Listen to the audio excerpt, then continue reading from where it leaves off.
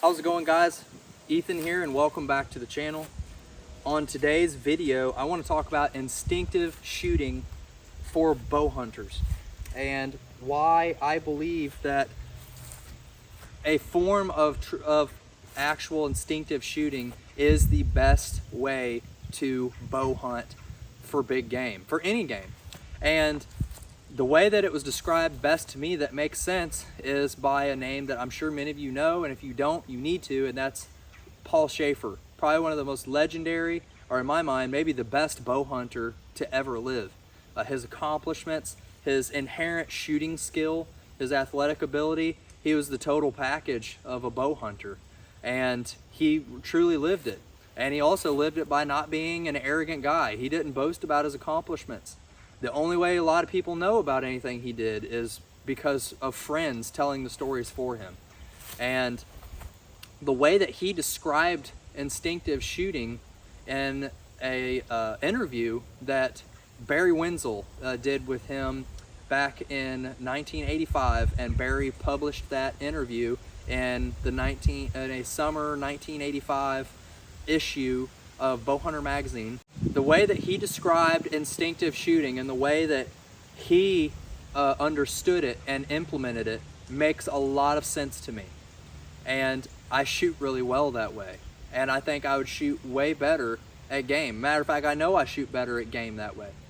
And if you guys have been watching my channel for some time, you know that I don't necessarily knock instinctive shooting, but I don't encourage the form of instinctive shooting that most people understand, and that's just looking at spot, pulling back bow, winging arrow at spot.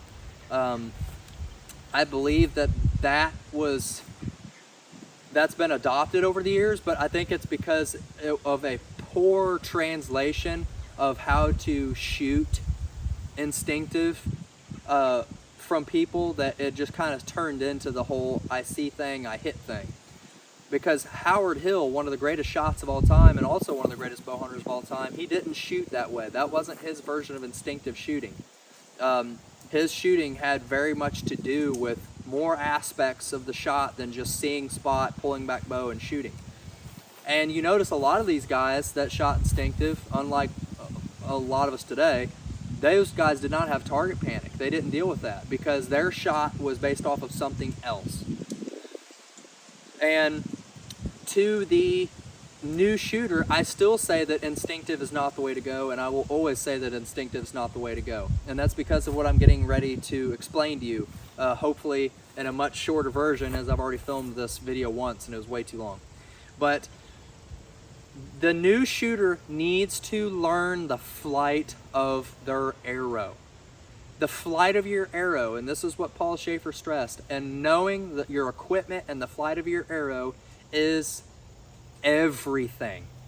Not just a big part, it is everything. And you can't do that unless you start out shooting with an aiming method or like the gap method. But that is not the way for hunting. I'm here to tell you right now that even in recent history, trying to pay too much attention to the tip of my arrow while shooting at animals is a quick way for everything to become a disaster. To make bad shots, to wound animals, to miss, to react, to flinch, to pluck, to collapse, because you're shooting off of a sight picture that's based off of your arrow and the tip of your arrow, which I think is what really triggers target panic for a lot of people. But again, the way that Paul Schafer stressed it and the way that he shot, and understand, Paul Schafer was a truly incredible shot. He could shoot neck and neck with compound shooters back in the 80s and 90s to 70 yards. He shot a bull elk at 90 yards one time. He shot a couple bull elk, I believe, at around the 60-yard mark.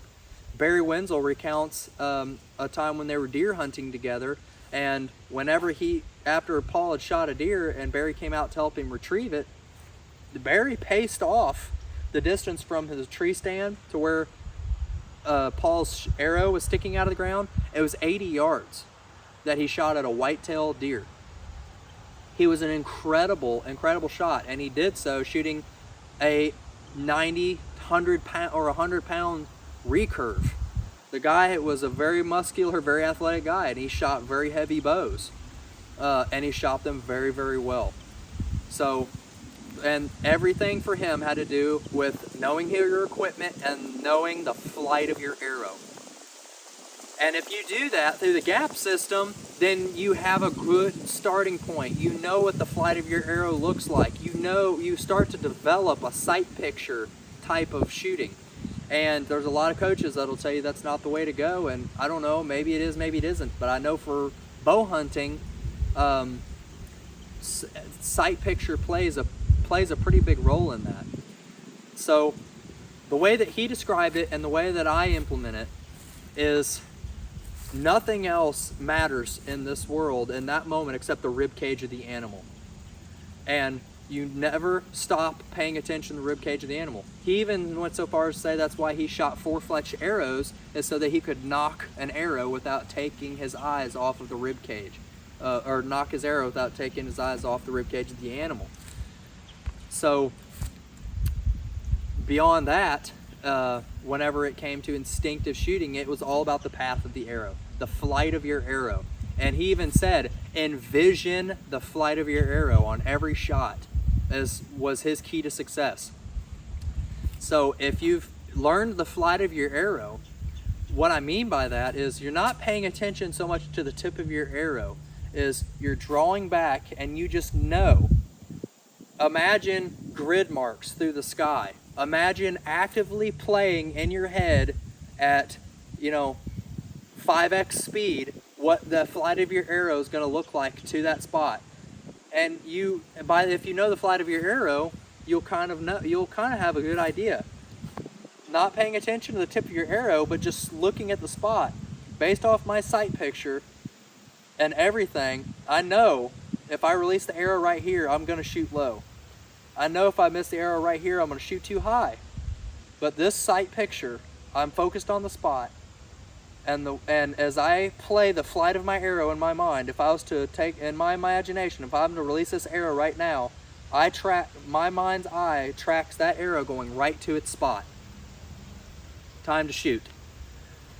And I hope that makes sense, because it makes sense to me, and a lot of things don't make sense to me until they're described a certain way.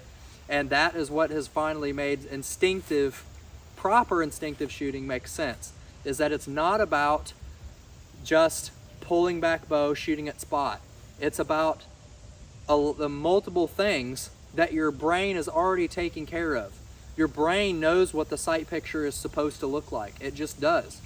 Your brain knows kind of how far away you are, because you should know. Paul Schafer understood distance. He paid attention to range and range estimation. He knew, but he was an instinctive shooter. You still kind of have to know, because that's puzzle pieces your brain has to put together. Your brain doesn't need to figure out what the range is and all these things right before you make the shot. Some of these things you should already know.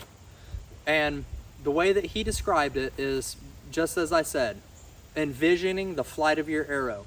So as I was standing back there at 15 yards, paying attention to nothing but the kill zone of this deer, I wasn't looking at the tip of my arrow at all. I was only looking at the spot. But my sight picture and actively envisioning the flight of my arrow were based off of the position of my bow, is how I guided my shot in.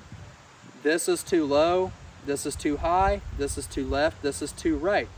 But this sight picture in my mind's eye has my arrow tracking right to the spot if I was to release it. And it goes right there. It's not voodoo magic, it's that you know what the flight of your arrow looks like on your setup. That's also why it's important not to shoot a bunch of different bows. Paul didn't do that. He didn't shoot a bunch of different bows. He had his hunting bow, his setup that he was confident in, that he knew like the back of his hand what the arrow flight looked like, what the shots felt like, what the sight picture looks like, and there's no guesswork. And so it's really just like playing a future tape recording of the future in your mind in a split second before you make that shot.